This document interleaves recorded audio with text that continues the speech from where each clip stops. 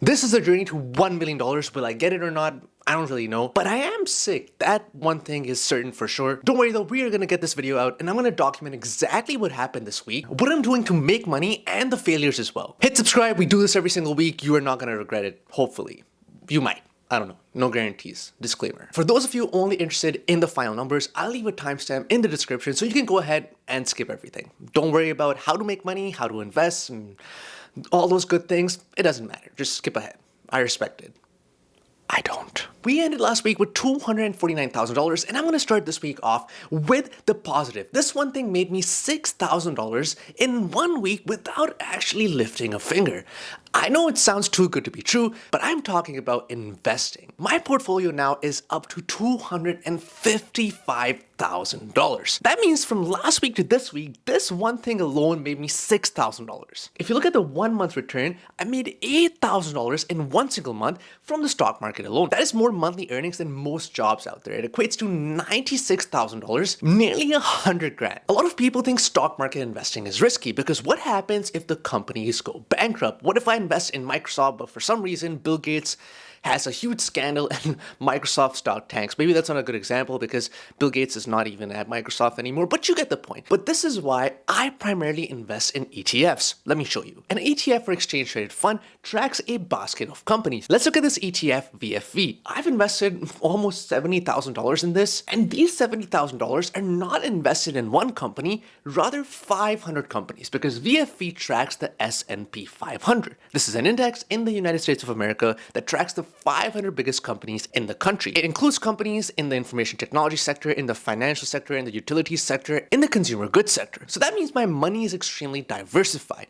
If Google or P&G or Pepsi, any one of these companies goes under, my money, my $70,000 is probably not going to be affected that much because the index is simply going to replace that company with another company. And this happens all the time in the S&P 500 and other indices as well. As you can see, even though this is safe investing, I made 35% on my money. And not just the United States, other countries have their own versions of ETFs. So you don't have to invest in America. I invest in Canada because I live in Canada. I want Canada to do well. I believe in Canada. I invest in VDY, a Vanguard ETF tracking pretty much the TSX 60 or the Canadian version of the S&P 500.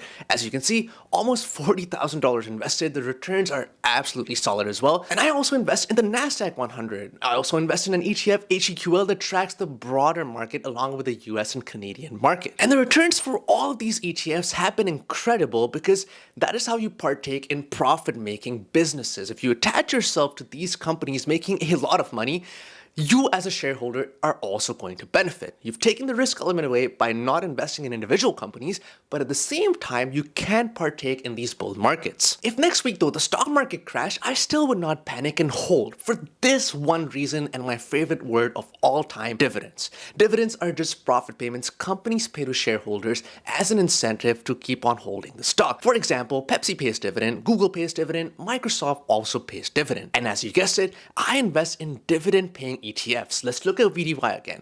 This has returned nearly 30%, but it also pays a 4% dividend, which means out of every $100 I invest, I get $4 back in earnings through dividend. I can do whatever I want with this. I can invest it back in the market. I can take this out and get a Timmy's coffee. Whatever I want, I am able to do with it. And that is the power of getting cash flow. To boost my portfolio yield, that is why I invest in covered call ETFs with a slight percentage of my portfolio. These ETFs sacrifice some long-term potential growth to give you income now. But I'm not concerned about that. Let's look at this graph here.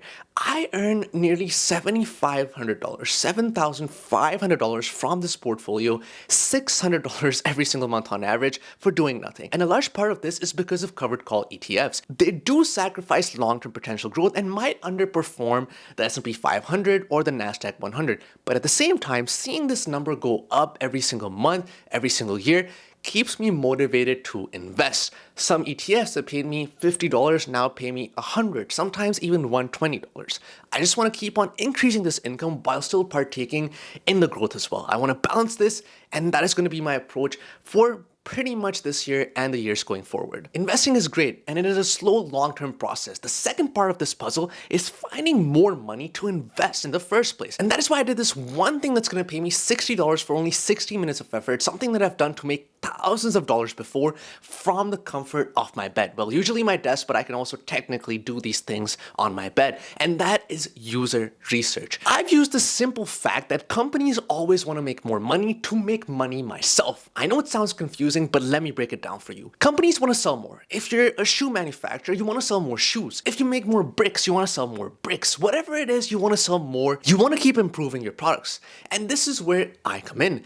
These companies reach out to me and consumers like me to get my opinion on whatever they're making. This is the process of user research, and the three sites that I like the most are user interviews, user testing, and Prolific. I've used all of these to make thousands of dollars before, and I'll link them in the description so you can get started yourself. If you sign up, you'll have to give them some very basic information about yourself, after which you'll get access to a bunch of surveys. The reward rate is going to vary depending on what site you sign up for. Prolific is not going to give you much, maybe 1, 4, 5, even 10 pounds, but these surveys are going to be very easy and quick to complete. User testing might give you $10 all the way up to $90. And user interviews is what the real jackpot is. They can pay you more than $250 for not much work. My favorite surveys are these $10 surveys from Prolific for two reasons. One, they're very easy to do. They take around 10 minutes to complete. And two, you get paid real cash in PayPal. So as long as you have a PayPal account, you can get paid through user testing. You're not going to regret this. Sign up and start doing these. I promise you, you'll make money. Maybe I shouldn't say I promise, but if you qualify for something and actually do it, you are gonna get paid. I've withdrawn money and I've withdrawn gift cards. It's absolutely 100% legit. These dollars I earned through user research is good, but I need more. And I actually did make more. I transferred more than $150 to my bank account through my online business. And this online business is something I've invested technically $0 in and have started from my home. And that is freelancing. Freelancing is easy to understand. We all know what it is. You just provide online services to clients looking to get things done. That's the easy part. But how do you actually make money? So many people are trying this. How do you go in there and actually make money? And if you follow these 3 steps that I'm about to tell you, you will end up making money, because I, as a practically nobody, a very inexperienced freelancer, made money, and I learned these 3 things the hard way. So pay attention, because I think it's going to work for you as well. The first thing is actually getting started and setting up an account. This is the easy part, but something people just don't get done.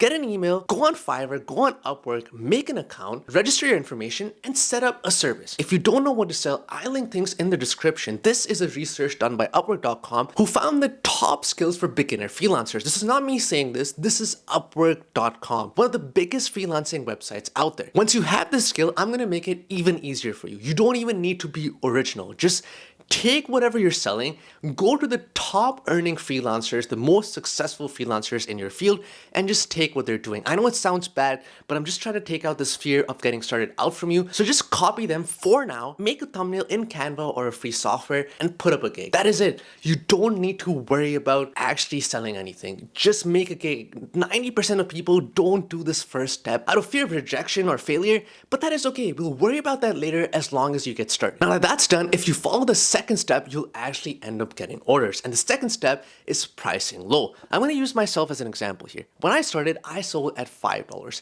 And there's a reason for that. If you think about it, as a business owner who wants a freelancer, why would you go to someone that has no reviews or no clients? It just doesn't make sense. I have this guy that's been designing logos on Fiverr for 5 years now, has 10,000 reviews. And this guy, this new guy, me or anybody who doesn't have any reviews, doesn't have any positive feedback, of course I'm going to go for the guy that is vetted. To counter that, to counter this psychology that business owners and people have, we're going to price low so that people can justify the risk they take by reaching out to us. I sold at $5 or $10 for the first few months. I didn't make a lot of money, but what I did get is a lot of reviews. And because of that, now I can turn my price up to $45, $50, or $60 per hour because I have justified my space in the market. If you are new, don't start at market price because you're not going to get any orders. I can almost guarantee you that. And the third step, the most important step with anything in life, but with business in general, is patience. For the first few months, I'll show you my chart here. I did not make anything. I made barely any money, but because I stuck with it for 4 or 5 months, I had a lot of good months. Some months that made me over 1,000 Canadian dollars. And this would not have happened if I quit in the first 2 or 3 months. You have to stay patient. You have to give the algorithm time to get you clients, and eventually if you stick with it for a year or two, you will see results. All these people saying you could be a 7-6-figure freelancer in the first year, I personally don't buy it because I've not seen it yet and I've not seen anybody vetted, certified that that could happen. That is all a scam to sell you courses and for clickbaiting you. The real hard truth is that you will have to be patient and give yourself time. Before we get into the final numbers, I want to talk about the failures as well, because I don't want to portray this making money journey and this investing journey as something that's going to be all successes, because that's not going to be the case. At least it hasn't been for me. Maybe I just suck, but realistically, it's not going to be the case for you as well. I feel at Facebook Marketplace flipping this week, this is something that's been told me by the internet and a lot of online gurus as the holy grail for getting started into getting extra capital for your investments. I just think Facebook Marketplace flipping is pretty terrible for two reasons. Firstly, the time investment. If you want a good deal, you have to be willing to go to places that have good deals, and that could be suburban areas or rural areas as well. I've found good deals, but that would have taken me an hour drive out and an hour drive back to get that item, all for a $20 or $30 profit. And you also have to take into account if the item is large, for example, a sofa or furniture, you will also need to rent out a U-Haul or a pickup truck to get that item to your house or to your apartment. And secondly, there's a lot of scams out there. A lot of things are cheaply priced. A lot of things are also listed as free, by the way, on Facebook Marketplace. But once you actually message the person, you find out that it is not $1, it is not free, it is actually $150, and they just said it's free to get more interest into their posting. So what is the final number? And hi, people who skipped the entire video,